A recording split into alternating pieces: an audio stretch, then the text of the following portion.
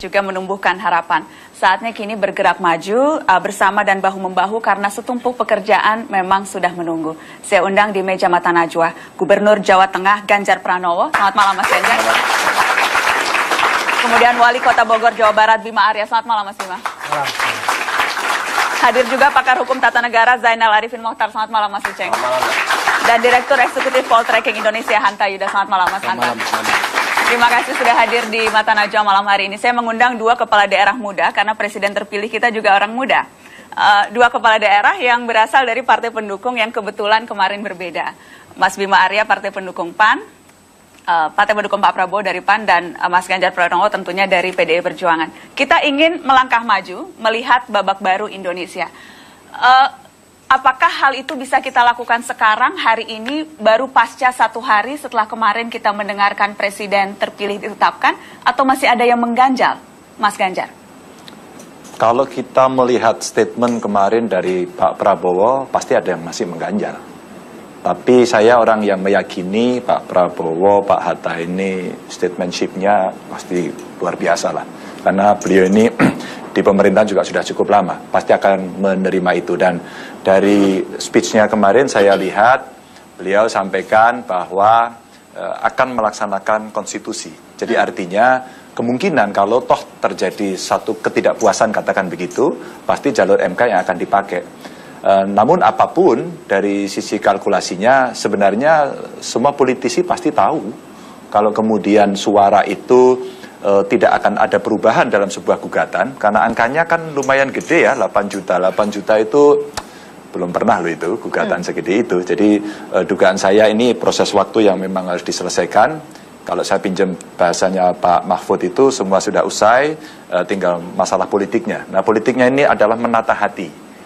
Saya, Mas Bima ini pernah dalam kontestasi itu. Tentu saja kalau kita dalam posisi menang itu ya ngomong aja apa aja bener, katanya begitu. Jauh lebih enak dan lebih enteng. Ya. Jadi sesungguhnya sudah bisa move on. Mas Bima Arya, kita juga sudah bisa melanjutkan ke babak selanjutnya, babak baru Indonesia. Sudah bisakah kita pada tahap itu hari ini? Masalahnya saya kira bukan bisa atau tidak, tapi harus. Kita harus melangkah. Tidak ada pilihan, kita harus melangkah. Ya, sudah pasti kita punya presiden baru. Sudah pasti gitu. Nah, sekarang persoalannya adalah bagaimana kita mengelola fase menuju ke arah yang baru ini, gitu kan. Kalau ketidakpuasan saya kira sangat wajar. Bangsa ini tidak pernah terbelah begitu tajam seperti sekarang. Ya hampir terbelah secara rata, hampir begitu ya. Walaupun ada selisih 8 juta begitu. Jadi saya kira memang perlu proses bagi masing-masing untuk kembali lagi recovery, menjalani rutinitas seperti biasa. Jadi kalau ada sisa-sisa ketidakpuasan saya kira wajar, dan koridor untuk itu ada. Koridor hukum sedang berjalan, tetapi tugas kita semua adalah bagaimana di lapangan keseharian itu kita kembali bisa menata. Ada saatnya bertanding, ada saatnya bersanding, ada saatnya berkompetisi, ada saatnya saling mengisi. Ke depan tidak ada pilihan lain. Kita saling mengisi, saling bersanding untuk menuju Indonesia hebat, untuk menuju Indonesia yang bangkit. Boleh kasih tepuk tangan. Ada atau tidaknya ganjalan, kalau kemudian kita bicara dari aspek ketatanegaraan, tentunya itu akan bisa diselesaikan lewat Mahkamah Konstitusi. Tapi selain itu, menurut Anda seharusnya tidak ada lagi hal-hal yang bisa membuat kita tidak bisa bersanding bersama-sama, meminjam bahasanya Mas Bima Arya? Begini ya, kalau persoalan hasil Pilpres sebenarnya kan sudah hampir selesai sebenarnya, karena semua koridornya udah tersedia. Soal perselisihan silahkan ke MK. Soal KPU-nya kalau dituduh memang tidak curang, silahkan ke DKPP. Koridornya hampir semua ada. Sebenarnya ada satu momen yang agak harus dipikirkan ulang, yaitu kemungkinan adanya upaya untuk menghambat pelantikan Jokowi di Jakarta. Kita semua tahu bahwa menghambat Jokowi di Jakarta. Begini, pada diri Jokowi sekarang ini kan ada 2 status. Dia menjadi gubernur, pada saat yang sama dia menjadi kandidat akan dilantik sebagai presiden kalau kemudian MK mengatakan tidak ada masalah. Nah, untuk dilantik menjadi presiden, dia kan harus punya jabatan tunggal. Dia tidak boleh ganda. Maka salah satunya adalah dia harus mundur dari gubernur Jakarta. Menurut Undang-Undang 32 2004 soal pemerintahan daerah, untuk mundur dari gubernur Jakarta harus seizin DPRD. Artinya harus seizin DPRD Jakarta. Nah, bisa menjadi ribet sekarang kalau kemudian DPRD Jakarta tidak mengizinkan pengundurannya. Yang bahaya adalah karena Undang-Undang Dasar kita itu tidak memberikan pintu keluar apapun. Kenapa? Karena Undang-Undang Dasar kita itu hanya mengenal cara memilih presiden melalui sebuah proses pemilu. Oke. Jadi kalau pemilunya tidak bisa diselesaikan di ujungnya dengan pelantikan, dengan seketika kita bisa mengalami krisis konstitusional. Ini problem atau kemudian kemudian saya nanti akan tanya seberapa mungkin DPRD Jakarta akan berani dalam tanda kutip mengganggu presiden terpilih, tidak boleh mundur sebagai gubernur. Nanti saya tanya ke Anda, Mas Hanta, setelah pariwara tetaplah di Mata Najwa.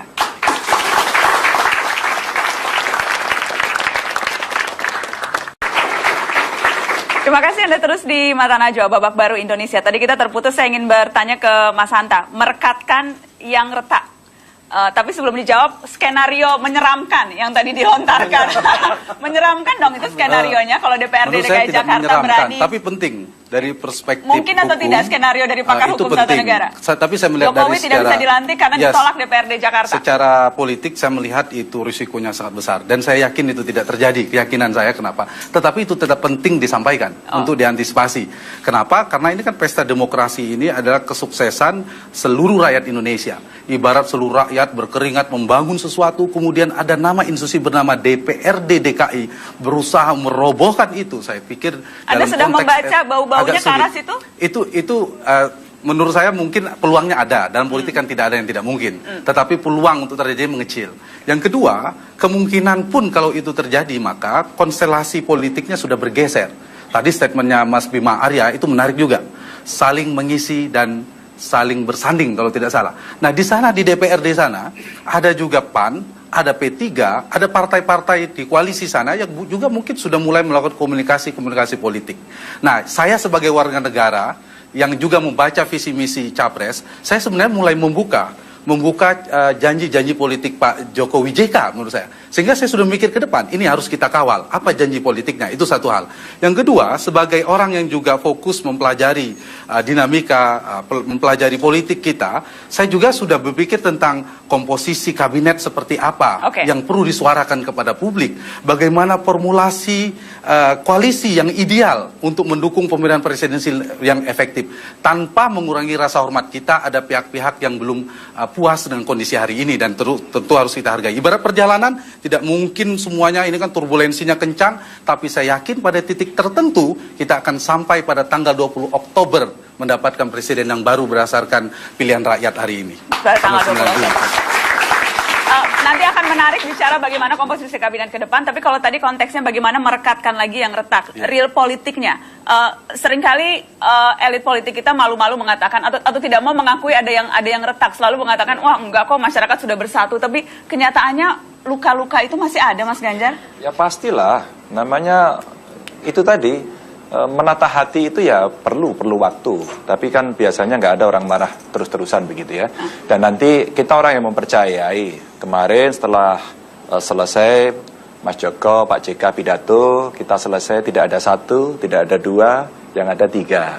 Persatuan Indonesia kan. Retorika itu menurut Anda akan dengan mudah bisa diaplikasikan sekarang 3 persatuan Indonesia secara real politiknya? Ya pasti kan ada negosiasi politik, pasti juga akan ada bicara prospek politik. Maka pada saat itu mari kita rangkul bersama itu satu yang real. Maka awal-awal saya dulu menyampaikan juga Mas Joko, Pak JK segera main bertandang ke rumah Mas Bowo atau Pak Hatta gitu kan, untuk kemudian berdialog di antara mereka. Yang 4 ini kan sangat elit sekali dan menjadi patronnya kan begitu. Kalau itu sudah maka yang di bawah akan beres.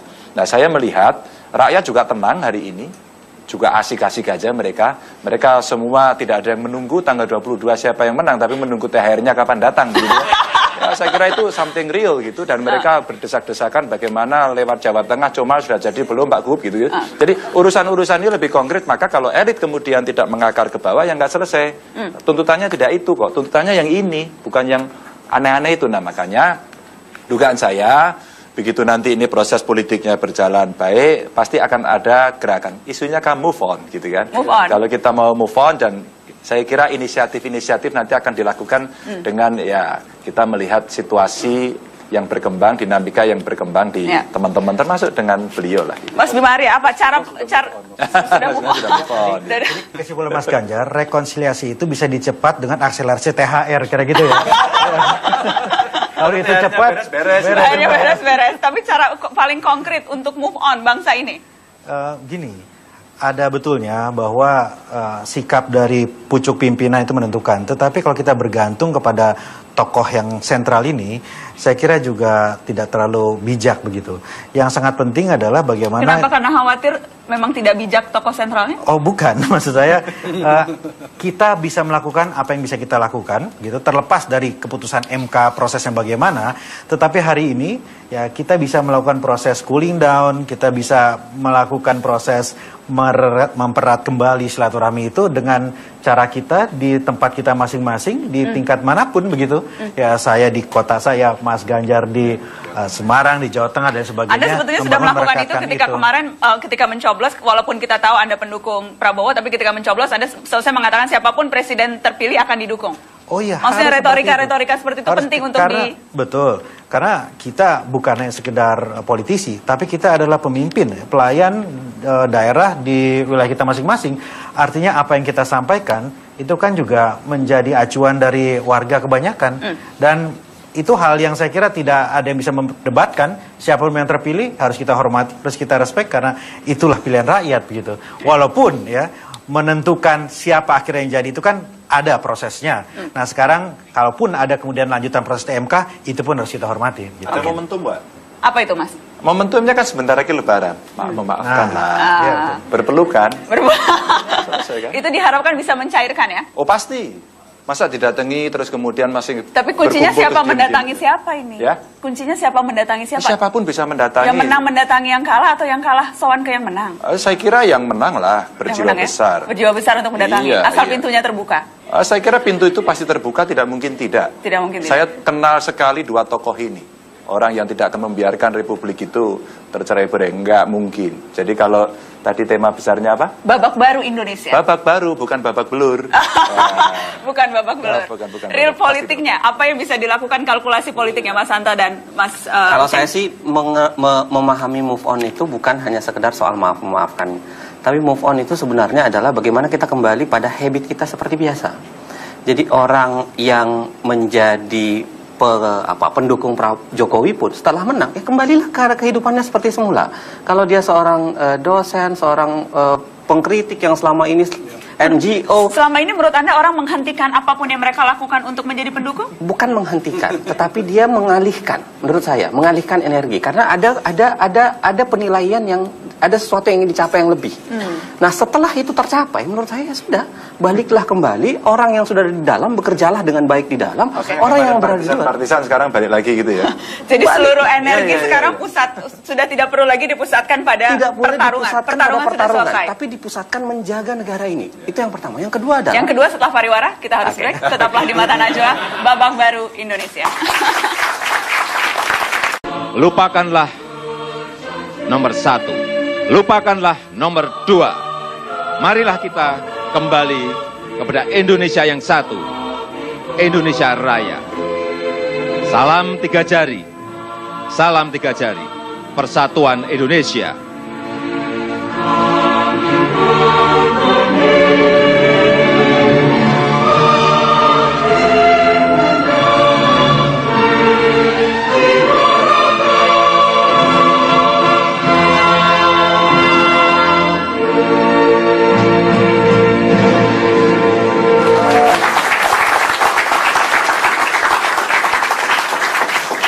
Ya, pemirsa, sekarang salam 3 jari, bukan 2 jari atau bukan 1, karena Persatuan Indonesia 3 jari itu pidato presiden terpilih tadi malam di atas kapal pinisi.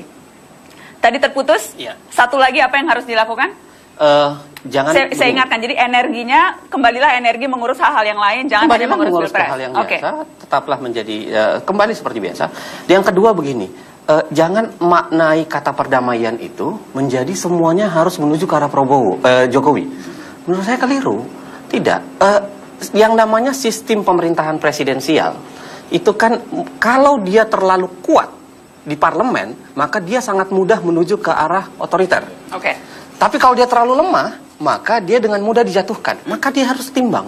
Apa maknanya? Sistem pemerintahan presidensial itu membutuhkan oposisi yang baik, oposisi yang kuat, yang hampir relatif seimbang Jadi dengan. persatuan Indonesia bukan artinya mengikut sertakan semua kubu dalam satu itu bukan, perahu gitu ya. Betul, itu bukan berarti mengajak semua orang. Saya ini kan agak salut dengan PDI yang rela puasa selama 10 tahun, puasa terhadap kekuasaan selama 10 tahun. Orang puasa 40 hari aja doanya udah diterima. Bayangkan 10 tahun ini.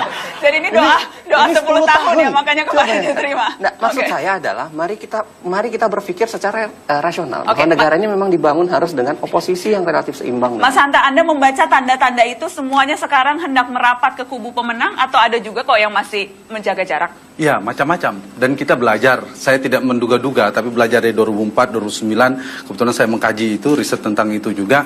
Tapi saya setuju, kita jangan juga mendukung pemerintahan yang terlalu kuat. Itu terjadi. Tetapi besar juga tidak ada jaminan. Kalau koalisinya ternyata cair, rapuh seperti saat ini, misalnya 75%, tetapi ada yang melakukan politik dua kaki. Kadang dia berkoalisi jelas punya menteri di kabinet, tapi dia kadang beroposisi di parlemen. Yang ini tidak sehat. Okay. Nah, partai-partai yang punya track record seperti ini harus menjadi pertimbangan bagi pemerintahan ke depan. Nah, karena itu Jadi sekarang langsung saja konkret Ya, yang konkretnya bisa begini. ditimbang-timbang partai yang Alternatifnya mana tuh? satu. Partainya Mas Bima sekarang Arya? ada 39,6% yang terdiri dari PDIP, Nasdem, Hanura, dan PKB. Atau diurut dari PDIP, Nasdem yang pertama mendukung, lalu yang ketiga adalah PKB, lalu keempat Hanura. PKPI tidak saya masukkan karena tidak punya kursi di DPR. Awas dimarahin Bang Yos. 39, ya Bang Yos bisa jadi menteri tapi. 39,6%. Nah, itu artinya ada dua pilihan. Kalau saya tidak menganjurkan, saya setuju tidak sampai 70-80%, tapi cukup pas terbatas yang cukup ya ramping tapi lebih dari 50%. Jadi siapa yang 55 sebaiknya sampai masuk? 50%. Alternatifnya ada dua. Orang selalu berpikir pilihannya mengambil Golkar karena dia punya 16,5% kursi. Oke. Kalau ditambah Golkar akan ada 56% lebih kurang. Tapi ada alternatif kedua. Nah, tadi itu track recordnya jadi catatan. Yang kedua, pilihannya adalah mengajak PAN dan P3 yang kemungkinan peluangnya dan akseptabilitas dari Partai Mas Ganjar relatif kuat adalah PAN dan P3. Apalagi Oke. Mas Bima tadi sudah kasih sinyal-sinyal yang cukup kuat untuk Oke, menyanding, saya akan mengisi langsung yang lempar. seterusnya. Walaupun saya Pilihannya mengundang, kedua. walaupun mengundang sebagai pimpinan daerah, boleh saya minta pakai topi partai sekarang, Mas Ganjar, PDI Perjuangan. Iya. Bagaimana? Apakah memang itu sudah diperhitungkan sejak sekarang? Karena kalau kita baca statement-statement yang dikeluarkan oleh Ibu Mega ataupun partai pendukung yang lainnya, sekarang membuka kesempatan untuk mari bergabung bersama-sama. Ya itulah titik negosiasi sebenarnya yang bisa dibawa. Dan ini kesempatan ketika orang bergabung, titik negosiasinya itu berada pada koridor platform. Ketika kemudian platform ini bisa diterima, maka itulah sebenarnya kontrak yang mesti dilakukan. Sehingga kalau kemudian platform ini, kalau kemudian hari tidak dia ikuti, mohon maaf dengan segala hormat, kita harus cepat dilepaskan. Nah, kalau kemudian mereka mau bernegosiasi pada titik itu, saya kira bukan tidak mungkin. Statement Mas Jokowi pada pidato pertama dengan Pak JK itu, menurut saya bagian dari sinyal yang diberikan kepada masyarakat bahwa ayo kita bareng-bareng, 3, persatuan Indonesia, dan negara ini terlalu besar untuk diurus sendiri. Terlalu besar, terlalu sombong kita kalau mau ngurus sendiri. Tidak sendiri, sudah ada 4 partai kok. Ya, 4 partai kalau kemudian bisa lebih Perlu tambah banyak. partai yang mana lagi? Ya, sebenarnya siapapun partai yang bisa masuk dalam platform itu yang bisa diterima, maka sebenarnya tidak masalah. Tidak masalah. Tidak masalah. Tapi jangan sampai nanti kita akan belajar juga, tadi Mas Hanta sampaikan. Kalau kemudian kita berada di pemerintahan, ya kita yang dukungnya yang benar. Kan kita kemarin belajar. Saya 10 tahun beroposisi melihat, ya percuma saja inti di dalam situ, kemudian nusuk dari belakang habis-habisan. Nggak enak juga kan pemerintahnya. Maka sistemnya tidak menjadi presidensial, tapi presidennya sial. Presidennya sial, ya kan? Ditusuk dari belakang begitu. Siapa nih Mas yang kemarin? Ya yang kemarin kan, Oh, iya. kan Pak SBY kasihan betul itu. Dihajar dari dalam, kan kita nggak ada yang bisa tutup-tutupi, semua bisa melihat, mengakses kok. Oke. Ya capek juga rasanya begitu. Tapi Ya PAN kita nggak juga, mau Mas ke Ganjar. Kenapa? Partai Amanat Nasional saya kira paling tidak bisa pernah berubah ya. Ya kalau Berbeda dengan sikap pemerintah. saya kira PAN baik lah kan, ya sama Besan juga nggak enak gitu. Oh itu poinnya. Mas Bima Arya, hitung-hitungan, saya boleh tanya tidak? Ya, Mohon maaf sekali lagi, Pak Hatta kemarin kemana ya Mas? ada di satu tempat. Saya kira. Di satu tempat. Satu tempat, Karena ya. kemudian yang berkembang Hatta Rajasa menghilang. tidak menghilang, ada kok. Ada? Tidak menghilang. Dan Bang Hatta memang itu ada. saat ini sedang konsolidasi? Ya tentunya ada pertimbangan-pertimbangan saat itu untuk kepentingan lebih besar. Ya, poin yang ingin Bang Hatta sampaikan adalah ya jangan terpecah-pecah lah, jangan terbelah-belah. Ya, Bang Hatta ingin agar suasana itu sejuk, tenang, itu saja message yang disampaikan. Dan akan disampaikan secara terbuka nanti? Kan, ya. Kita tunggu. Saya kira saya mau ditanya soal oposisi ini. Ini kalau politisi pinter mengalihkan pembicaraan. Kalau gitu kita break dulu, nanti saya kejar lagi setelah pariwara. Tetap di Mata Najwa.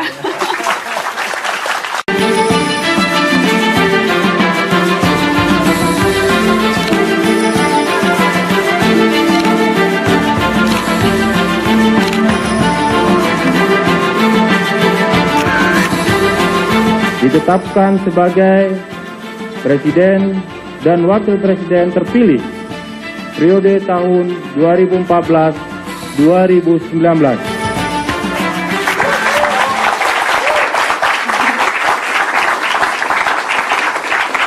Ya, terima kasih Anda masih di Mata Najwa, babak baru Indonesia. Mas Bima Arya, tadi Anda sempat berdiskusi soal apakah ada kemungkinan PAN nanti akhirnya akan bergabung mendukung koalisi yang akhirnya memenangkan Jokowi, JK. Dalam politik seperti Mas Hanta katakan nggak ada yang nggak mungkin. Ya. Tapi tolong dipahami juga tadi ketika saya katakan saling mengisi, itu bukan berarti mengisi pemerintahan, tidak. Tetapi mengisi peran yang diperlukan untuk membangun sistem yang demokratis dan efektif tadi. Ada peran sebagai pemerintahan, ada peran sebagai kekuatan untuk pengoreksi begitu. Nah itu juga harus diisi. Ya, jadi PAN sangat siap untuk menjadi oposisi, untuk mengawal pemerintahan, memenuhi janji-janji yang disampaikan. Pada intinya begitu. Jadi mengisi ini bukan hanya mengisi di pemerintahan, mengisi kekuatan untuk pengoreksi, itu sangat penting. Dan pertimbangan apa saja yang akan diambil untuk menentukan pilihan itu, mengisi di dalam atau mengisi lewat oposisi?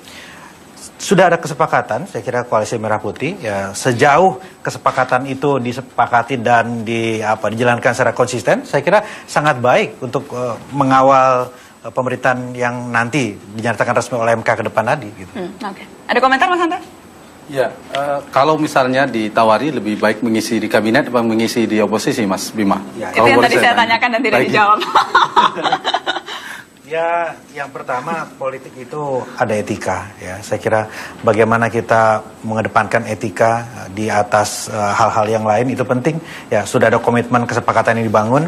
Nah, kedepannya ya itu harus akan dilihat. Oke. Kalau saya mungkin alternatif ya. Tadi saya katakan pilihannya bisa Golkar, tapi PAN dan P3 itu pilihan realistis. Ketimbang misalnya kalau Demokrat catatannya adalah harus dicairkan dulu komunikasi antara Pak SBY dan Ibu Mega. Kalau Golkar, ini sangat mungkin, tergantung dinamikanya, strukturnya seperti apa. Kalau misalnya ada pergeseran kepemimpinan di Golkar, sangat mungkin Golkar akan bergabung di pemerintahan. Nah ini, jadi Golkar yang mana? Kalau bicara Golkar kan tidak bisa bicara PDIP ya Ibu Mega, bicara Demokrat adalah SBY, tapi kalau bicara Golkar tidak bisa mengatakan ketua umum hari ini. Nah pilihannya ada dua itu. Atau Kenapa yang ketiga, Anda sudah tidak menganggap Abu Rizal Bakri? Enggak, biasanya kan yang kuat, bukan tidak menganggap, tetapi biasanya kalau situasi politik yang menang itu biasanya kuat. Jadi pertarungannya ketua umum itu akan dipertahankan kalau dia berada di tempat yang menang. Itu logika politik paling sederhana di kita ya. Atau pilihan yang ketiga mengajak semuanya, tetapi kembali seperti pemerintahan sekarang. Tapi kalau hanya mengajak Golkar, kita akan mengulang 2004 Golkar dan 2009 karena Golkar menjadi penentu. Kapanpun Golkar tarik dari pemerintahan, dia akan menjadi penentu, menjadi kuat di antara Nasdem, di antara yang lain-lain. Karena itu menjadi penting pertimbangan bagi ini. Itu yang harus dihindari, jangan sampai hanya melibatkan itu. Kalau PKS dan Gerindra mungkin dua partai yang paling dihindari. Yang harus dihindari kedua. Kenapa dihindari? Yang harus dihindari yang kedua adalah kalau bisa Pak Yusuf Kala, Wapres terpilih ini, jangan menjadi ketua umum partai. Biarkan Pak Jokowi dan Pak JK jangan menjadi pengurus partai. Itu jauh lebih baik. Kalau misalnya Pak JK menjadi ketua Dewan Pembina atau menjadi ketua umum Golkar, itu nggak menarik. Kita akan mengulang lagi seperti 2004. Begitu ya? Mudah-mudahan Pak JK mendengar. Mudah-mudahan mendengar dan mudah-mudahan nanti ada kesempatan bisa untuk bertanya langsung. menguatkan. Kalau Pak Jokowi ini unggul di komunikasi publiknya, membangun, menjaga legitimasi vertikal ke rakyatnya, itu bagus sekali gaya komunikasinya. Sementara Pak JK itu unggul di komunikasi elit. Gaya negosiasinya, komunikasi ke elitnya itu sangat kuat. Jadi kalau bisa ini dikedepankan. Tapi tanpa mengurangi rasa hormat saya, Pak soal tadi, Pak Prabowo, Pak Hatta, itu pada titik tertentu sebagai negarawan di atas rata-rata kita semua, insya Allah akan menerima hasil ini, insya Allah. Saya punya keyakinan itu. Mudah-mudahan kita kasih tepuk tangan pada keyakinan itu. Saya ingin kita bicara soal tren munculnya pemimpin baru. itu yang kita lihat di Pilpres ini, tapi bukan hanya Pilpres, beberapa pilkada belakangan juga menunjukkan hal yang sama. Yang duduk di depan kita ini juga bukti-bukti soal betapa selera publik terhadap pemimpin sekarang sudah agak berubah. Maunya yang baru, maunya yang muda, yang juga ada unsur kebaruan. Ini tren yang positif kan seharusnya? Iya, karena saya percaya dua hal, Mbak Nana. Yang pertama adalah yang namanya tidak ada satupun negara yang bisa bertahan dengan orang tua kok. Orang-orang itu saja. Nggak mungkin. Karena mereka dimakan usia dan harus akhirnya tongkat estafet itu diserahkan kepada yang lebih muda. Tidak ada negara yang bisa bertahan gerontokrasinya itu lama. Tidak mungkin. Karena memang generasi itu berganti. Itu yang pertama. Dan yang kedua adalah kebanyakan anak-anak muda ini itu menawarkan satu langgam yang sama dan itu menarik publik. Apa? Perubahan. Artinya sebenarnya yang diinginkan orang adalah tawaran perubahannya. Tawaran hal yang baru, model baru, mekanisme baru, cara baru, serta bekerja dengan model yang baru. Oke, dan itu juga kemudian yang ditawarkan Pak Jokowi. Tapi saya ingin, sebelum kita nanti melihat pembuktian kebaruan Jokowi, saya ingin tanya bagaimana dua pemimpin muda ini yang juga menawarkan kebaruan ketika Anda maju pada saat pilkada dulu. Sejauh ini, apakah Anda sudah menghadapi kesulitan tembok-tembok ketika harus membuktikan kebaruan yang Anda tawarkan? Ada dua hal, Nana. Yang pertama adalah memimpin adalah seni mengelola harapan. Ya, harapan publik begitu besar terhadap kita. Apalagi ketika kita mengusung jargon-jargon perubahan dan kebaruan gitu. Harapan itu bisa jadi realistis atau bisa jadi sangat tidak realistis. Ingin dalam waktu 100 hari semua persoalan selesai tentunya tidak realistis begitu. Tetapi di sisi lain tidak mungkin kita tidak memberikan indikasi-indikasi bahwa kita sedang bekerja memenuhi harapan itu. Jadi itu tantangan terbesar. Harapan begitu besar, tetapi sumber daya terbatas dan lain sebagainya. Ini saya kira dihadapi bukan saja oleh saya dan Mas Ganjar, tetapi presiden terpilih yang akan dilantik nanti menghadapi persoalan yang sama. Harapan rakyat terhadap perubahan di segala lini itu harus disesuaikan dengan kemampuan yang ada, sistem yang ada, peraturan yang ada. Itu poin pertama. Poin yang kedua adalah tentang perubahan.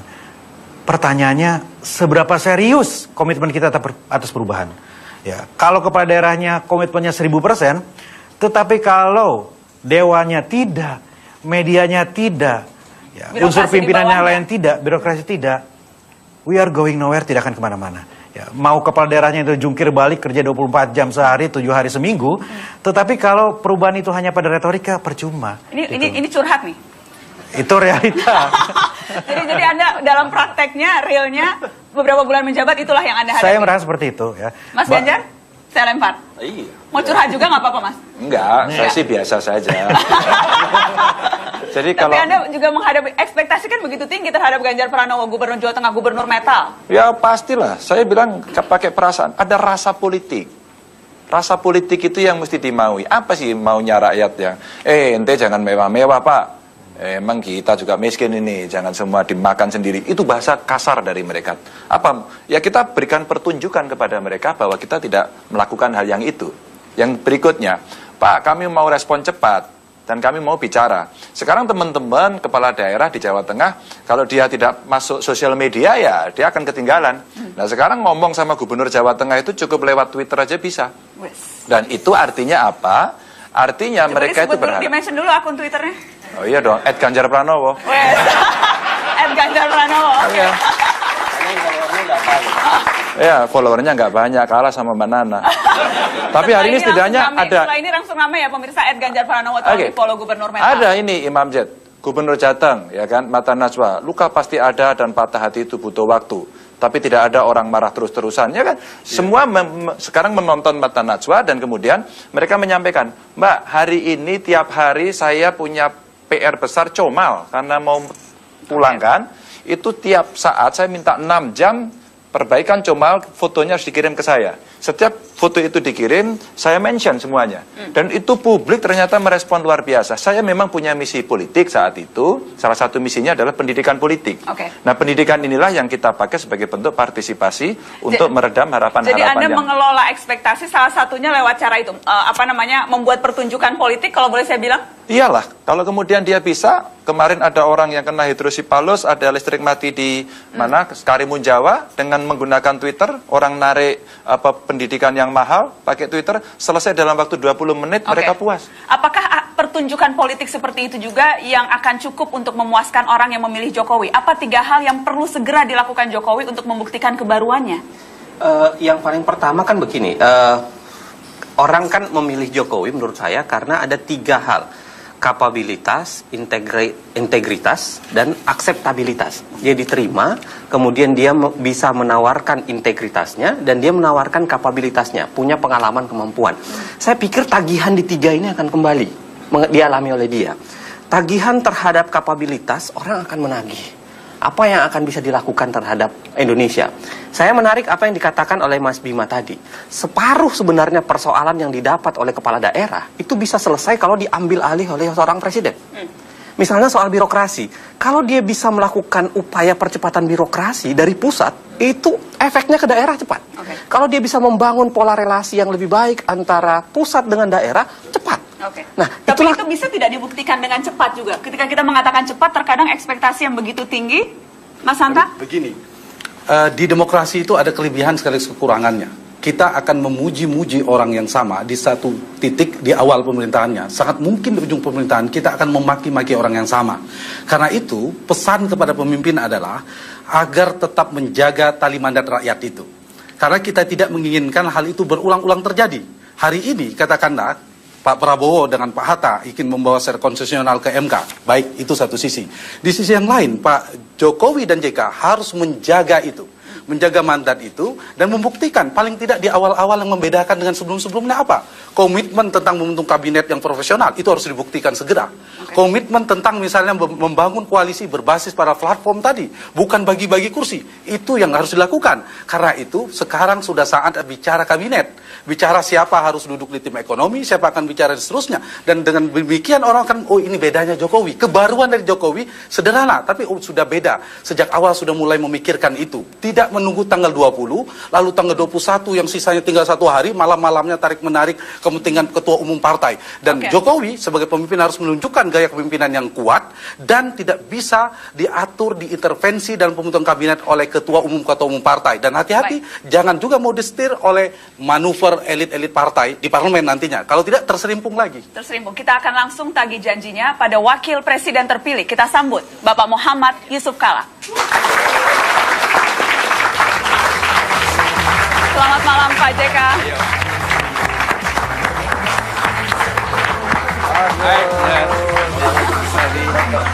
Ayo. Wakil Presiden terpilih Pak Muhammad Yusuf Kalla, terima kasih sudah hadir di Mata Najwa Pak JK. Kita dari tadi membicarakan Bapak dan Pak Jokowi. Sekarang orangnya sudah hadir. Kita akan break, setelah headline-nya kita lanjutkan dengan Wakil Presiden terpilih Muhammad Yusuf Kalla. Artinya korupsi. Suatu kekuatan dari rakyatnya. Ada masalah bagaimana ekonomi kembali kita majukan sebaik-baiknya. Sulawesi Selatan merupakan sumber ekonomi yang kuat.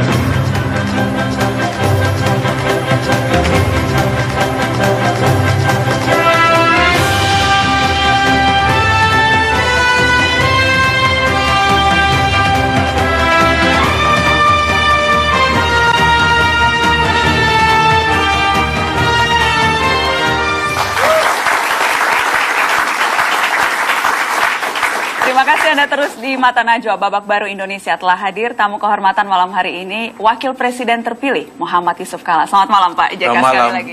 Terima kasih sudah hadir di Mata Najwa Pak JK. Hari pertama sebagai Wakil Presiden terpilih, apa saja Pak yang dilakukan Pak?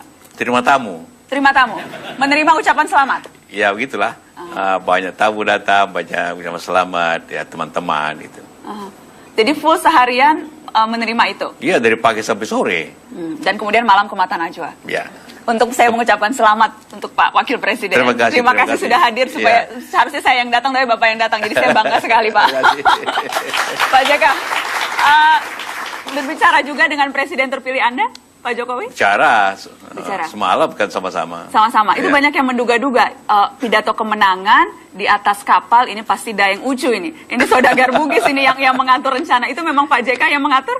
Enggak, Pak Jokowi sendiri ingin memberikan suatu sinyal atau apapun bukti bahwa kita ini negara maritim. Karena itu mari kita berbicara kemajuan maritim. Di mana-mana visi-visi kita kan juga mulai dari situ, maritim. Karena itu untuk memberikan itu ya kita mulai di laut. Dan karena di laut itu yang paling kapal tradisional yang paling besar pinisi, definisi lah gitu kan. Saya juga tidak tahu itu sebelumnya. Bapak kaget juga, tiba-tiba naik speedboat, naik kapal? Iya, tiba-tiba begitu, coba bilang di Sunda Kelapa, gitu. Ya kan, kita bilang Sunda Kelapa. Ternyata di Pinisi. Di Pinisi. Baru nakodanya lagi orang Bone kampung saya. Jadi sempat itu saya membaca berita, nahodanya terharu, sama sekali tidak menyangka kapalnya akan dijadikan lokasi pidato kemenangan. Iya, Pidato kemenangan. betul. Dia sudah mau berangkat sebenarnya ke Palembang perahu itu. Terus diminta, ya dia tunda sampai tengah malam gitu kan. Tidak dibayar lagi katanya Pak? Tidak Rela bayar. Itu kan iklan besar itu kan. Kalau ini saudagarnya keluar. Pak JK, Ya. saya membaca Anda mengatakan seharusnya masuk rekor muri Muhammad Yusuf Kalla karena 3 kali ikut dalam Pilpres. Kemudian Ya. ada lagi keunikan, tadi Bapak bilang 2 kali Wapres, beda presidennya. Ya. Apalagi nih keunikan Yusuf Kalla? Itu saya bilang, 2 itu yang menjadi bisa, mungkin tidak ada samanya di dunia ini. 2 kali Wapres berbeda presiden. Ada orang 2 kali tapi presidennya sama gitu. Tapi bagi saya itu sebenarnya keunikannya ini saya ternyata cocoknya profesional, tidak politisi.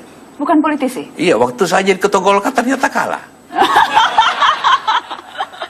Nah, ini kan dulu menteri langsung saja diminta tanpa Waktu partai. 2004, waktu 2004 juga saya tidak punya partai, coba didukung oleh Demokrat kan dan Bulan Bintang. Sekarang lagi tidak ada partai, didukung PDIP dengan Nasdem PKB kan gitu kan. Jadi cocoknya gitu. Cocoknya sebetulnya bukan politisi. Bukan politisi. Profesional. Profesional saja. Profesional Wapres gitu, Pak. Terus menjadi Ya, Wapres. antara lain, di pemerintahan lah gitu. Pemerintahan, kasih tepuk tangan dong, profesional pemerintahan. Saya ingin kilas balik kemarin, Pak JK. Iya. Ketika ada drama sesungguhnya yang terjadi. Saya Ya. ingin tahu pendapat Anda secara jujur. Iya. Terkejut tidak menyaksikan drama pidato Prabowo Subianto? Terkejut. Karena sore itu saya istirahat, tidur karena juga menunggu malam, ya kan acara malam, tidur sedikit. Saya dibangunkan anak saya, Papa, ada penting apa penting? Itu pidato Prabowo. Jadi saya langsung bangun dari pidato, kok pidato begini? Walaupun itu hak Pak Prabowo sendiri, tapi karena sehari sebelumnya suka mendengarkan bahwa beliau siap menang, siap kalah. Itu kok tiba-tiba berbeda begitu kan? Ya tapi itu hak beliau lah, itu terserah. Anda kan sesungguhnya pernah berada dalam posisi itu, Pak Yusuf Kalla. 5 tahun yang lalu ketika Anda juga kalah dalam pertarungan. Iya. Anda ketika itu boleh tolong diingatkan apa yang Anda lakukan, Pak? Jangan lupa, waktu itu Pak Prabowo belum kalah secara resmi. Saya kalah resmi baru telepon Presiden SBY. Anda yang menelpon? Saya nelfon, gitu. Anda yang menelpon Pak SBY? Iya, saya menelpon. Pada hari itu juga? Iya, bagaimana mesti yang kalah dong telepon yang menang? Tidak mungkin yang menang telepon yang kalah. Kita mau bilang apa coba? Baik, kita mau bilang apa kira-kira ya Pak? Ya kalau katakanlah dulu Pak SBY telepon saya yang menang. Tentu dia bilang, Pak Yusuf minta maaf ya, saya menang. Masa? Kita break dulu Pak. Kita break. Minta maaf pemirsa harus break, masih kembali dengan Yusuf Kalla setelah pariwara berikut. Saat melihat ada tumpukan uang 100.000 di meja salah satu petugas Balekir Kedaung, Jakarta Barat. Tidak puas dengan penjelasan yang disampaikan, Ahok dengan tegas memecat petugas tersebut. Ahok juga menilai Balai Ujikir penuh dengan rekayasa. Sidak kali ini dilakukan Ahok bersama Wakil Ketua KPK Bambang Wijoyanto dan Zulkarnain. Info adanya dugaan korupsi ini berawal dari data KPK berupa bukti rekaman CCTV setoran pungli untuk Ujikir. Daftar nih Pak. Pak Anda nggak bisa. Ya kalau mereka nggak mau kerja sama pasti kita pecat. Semuanya, seluruh. Ya nggak mau tahu pasti semua terlibat.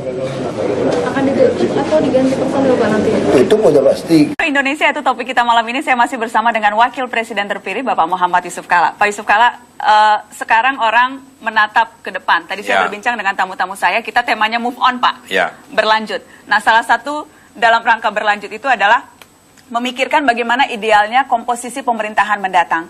Anda dan Pak Jokowi, apakah memang sekarang ketika sudah ditetapkan sebagai presiden terpilih, walaupun masih ada proses-proses yang lain, sudah mulai memikirkan mana partai yang mungkin saja bisa diajak bergabung menambah 4 partai pendukung? Ya, komunikasi sedang jalan juga. Kedua belah pihaknya kita dan juga beberapa partai yang menjalin komunikasi. Karena semua partai pada dasarnya kan dibangun untuk ikut serta dalam kekuasaan dalam pemerintahan kan. Kan tidak ada partai yang dibangun untuk menjadi oposisi sebenarnya kan. Oposisi itu hanya karena keterpaksaan aja sebenarnya kan. Karena kecelakaan, karena kalah. Kalah itu. Tapi tidak kalah berharganya kan Pak oposisi? Oh iya, tapi kita juga merasa perlu untuk lebih gotong royong. Ketika kemudian dalam janji kampanye yang dilontarkan oleh Anda dan Pak Jokowi adalah koalisi ramping, bahkan tidak menyebutkan kata koalisi Pak Yusuf, kerjasama. Iya. Ketika kemudian sekarang seolah-olah membuka pintu, siapa yang merapat silahkan merapat, tidakkah itu mencederai janji Anda? Oh tidak, kan juga tidak membatasi juga kan. Ya namanya kerjasama sama aja koalisi, apa bedanya coba. Ya, jadi tapi yang penting mari kita bergotong royong membangun bangsa ke depan. Dasarnya situ. Tapi yang tetap apa yang dijanjikan oleh Pak Jokowi dengan saya juga partai-partai pendukung ialah partai yang berdasarkan keahlian. Menteri berdasarkan keahliannya. Namun demikian tidak berarti orang partai tidak ada yang ahli. Pasti banyak yang ahli juga. Ini bahasa bersayap politisi. Oh tidak. Itu yang benar. Iya, karena pada dasarnya pemerintahan kan didukung oleh partai. Jadi kalau partai tidak masuk kan bagaimana caranya keluar dari hal itu. Anda sudah dan Pak Jokowi sudah menorat-oret siapa kemungkinan calon kabinet nanti? Belum. Masih ada waktu 3 bulan lagi kan. Yang gitu cukup diorek-orek seminggu bisa selesai. Seminggu bisa selesai. Ya. Ada 2 calon tidak Pak minimal di malam ini? Ada Gubernur Jawa Tengah Ganjar Pranowo, ada Wali Kota Bogor Bima Arya. Oh semua potensial. Semua potensi. Menurut Anda Pak Ganjar itu lebih cocok membangun Jawa Tengah atau bisalah ditarik jadi menteri? Wah itu terserah Ibu Mega, itu bukan saya. Mas Ganjar, Anda sendiri melihat maunya ngurusin Comal gitu atau ngurusin? Kalau Pak Joko sama Pak JK di pemerintahan di pusat, beliau pikir nasional, kalau tidak didukung dari daerah, lewat juga beliau nanti. Maka kita mesti dukung. Jadi saya selesaikan Comal saja. Selesaikan Comal. Apalagi Jawa Tengah bandang besar, jangan lupa itu berarti beliau dicintai di sana. Dicintai di sana. Iya, Dan kemudian menyumbang besar juga untuk kemenangan Jokowi. Itulah saya bilang. Iya. Pagi-pagi Pak JK telepon saya soal cerita itu katanya. Ya. Katanya kami menentukan kemenangan, tapi saya bilang bukan saya, ini urusan rakyat ini. Kita mah cuma dorong-dorong tiup-tiup saja gitu. Tiup-tiup saja. Karena langsung seimbang Jawa Barat, Jawa Tengah, langsung seimbang. Jadi Jawa Timur yang menentukan. Itulah kemudian kunci kemenangan Jokowi JK. Tadi juga sempat ada pembahasan Pak Yusuf Kalla soal apakah ada kemungkinan mengulang 2004 ketika Anda wakil presiden dan kemudian mengambil alih Partai Golkar. Dijawab setelah pariwara, Pak. Baik. Setelah pariwara, Mata Najwa kembali dengan Yusuf Kalla. Artinya susah berpikir. Ya, waktu berpikir.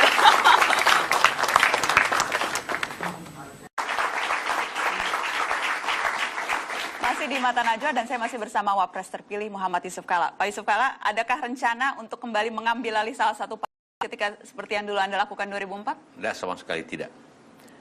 Nah, saya tidak punya niat lagi karena saya lebih fokus untuk mengurus pemerintahan. Karena 5 tahun lalu itu, atau 10 tahun 10 tahun yang lalu. 10 tahun lalu, ya karena saya pikir kalau tidak masuk Golkar kan bisa tidak seimbang. Tapi ya saya hanya mengurus Golkar pada waktu mau ikut Munas hanya 4 hari, langsung terpilih. Karena dulu posisi wakil presiden. Oh iya. Dan Anda tidak akan mengambil kesempatan itu lagi karena? Enggak. Sudah kapok, Pak? Enggak, bukan kapok. Terlalu sibuk nanti untuk urusan itu. Dan kemudian juga ya dibutuhkan ngurus partai itu ternyata makan waktu yang banyak, hilang waktu. Ya saya tidak semudah lagi untuk, dan saya sudah pengalaman untuk itu, cukup lah. Sudah cukup. Jadi sekarang akan fokus membantu Joko Widodo. Iya. Bagus gitu. Janjinya Mas Hanta Yuda akan fokus membantu Joko Widodo. Sudah bagus ya? Kita dukung. Kita dukung. Dan pastikan itu. Dan Pak JK saya setuju tadi ketika mengatakan ketika menjadi ketua umum partai tidak. Sekarang bayangkan ketua umum partai berlomba-lomba ingin jadi capres cawapres. Seorang Yusuf Kalla itu bukan tapi bisa jadi wapres. Iya, 10 tahun profesional yang lalu ini. juga begitu. Oke. Ketika jadi ketua umum partai, justru tidak jadi apa-apa. Iya. Jadi ini harus ditagih ya. Tapi kalau boleh usul Pak Yusuf Kalla, tidak hanya presiden dan wapresnya tidak rangkap jabatan di partai politik, tapi menteri-menterinya setelah dia menjadi menteri sebaiknya lepaskan jabatan ketua umum partainya. Oke, kita Dia bahas fokus di pemerintahan. Boleh dikasih tepuk tangan dan saya mau bahas menteri lagi. Karena sekarang setelah presiden wakil presiden terpilih orang membahas menteri. Nanti akan Anda dan Pak Jokowi yang menentukan itu. Oh pasti. Namun pengalaman di mana-mana. Kita 2004. Kita juga pasti minta pandangan daripada ketua-ketua partai. Karena itu khususnya ya orang siapa yang diusulkan dari partai masing-masing. Itu dulu 2004 kita susun kabinet seperti itu juga. Kumpul ketua partai gimana banyak. Tapi bukankah kemudian sekarang atau minimal janjinya akan lebih banyak profesional, ini kabinet yang tidak akan didominasi oleh partai politik, masihkah janji itu bisa kita pegang? Saya ingin koreksi, tidak berarti partai itu tidak punya orang profesional. Banyak orang profesional di partai yang lebih bagus daripada profesional lain. Itu dulu. Kedua, ya janji kita tetap yang ahli. Ya, apakah jumlahnya lebih banyak? Tapi sekali lagi, kalaupun dari partai harus menguasai bidangnya. Harus menguasai bidangnya. Dan harus dapat tadi izin dari ketua partainya? Oh iya. Ketika tadi Anda bilang Mas Ganjar itu konteksnya adalah apakah kemudian itu konteksnya apa? Apakah PDIP memang menghibahkan Ganjar? Semua menteri yang berasal dari partai harus diusulkan oleh partai masing-masing. Kita tidak bisa ambil copot aja gitu. Itu wajar saja. Tapi punya begini, kalau katakanlah partai ini A sewajarnya dapat 3 menteri, dia harus mengusulkan 6. Hitung-hitungan itu ada juga di kamus Jokowi JK, hitung-hitungan partai ini dapat berapa? Iya, supaya ada keadilannya. Ada keadilan. Tapi nanti itu urusannya nanti belakangan, tapi melihat keseimbangan. Katakanlah kalau partai yang besar otomatis dong banyak dong. Partai yang menengah pasti itu beda mesti. Dan itu yang akan menjadi fokus minimal sampai 3 bulan ke depan, itu yang akan menjadi fokus Anda dan Pak JK. Samping programnya akan dibuat. Itu untuk menjaga kegotong royongan harus begitu. Mungkin kita minta Pak Ganjar langsung. Oh tidak, itu harus lewat partai. Oke, Pak JK, kemarin kita tahu SBY sudah menelpon Pak Jokowi mengucapkan selamat. Orang pertama yang menelpon Jokowi adalah Susilo Bambang Yudhoyono. Anda sudah sempat bicara dengan Pak SBY juga? Belum. Baru Pak Budiono. Pak Budiono, Pak Budiono menelpon Anda. Mungkin pas-pas lah antara presiden calon presiden antara. Pak Budiono bilang apa Pak? Selamat. Selamat, dan sudah siap untuk tukar guling lagi rumah dinasnya? Siap untuk memperlihatkan kantor macam-macam. Saya bilang, nggak usah Pak, saya sudah hafal itu kantor. Sudah hafal. Jadi gaya JK akan seperti yang dulu, gaya JK atau gaya JK akan menyesuaikan dengan gaya Jokowi? Tentu dong, mesti menyesuaikan. Menyesuaikan. Iya, tidak mungkin Pak Jokowi menyesuaikan kepada saya, enggak lah. Pak JK yang menyesuaikan kepada Jokowi. Iya. Kita kasih tepuk tangan Wakil Presiden terpilih. Terima kasih banyak Pak Yusuf Kalla sudah hadir di Mata Najwa, dan terima kasih kepada tamu-tamu saya yang sudah hadir. Babak baru Indonesia itu yang kita tuju. Selamat malam, sampai jumpa.